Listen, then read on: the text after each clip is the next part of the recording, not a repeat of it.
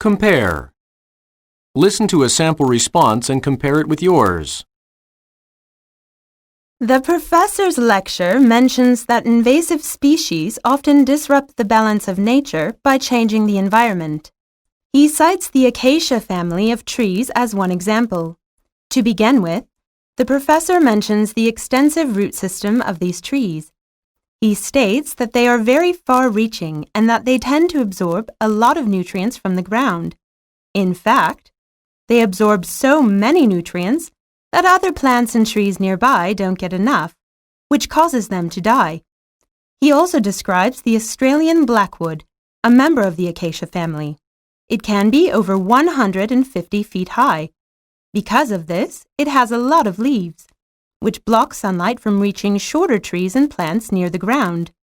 Since they don't receive any sunlight, they eventually wind up dying,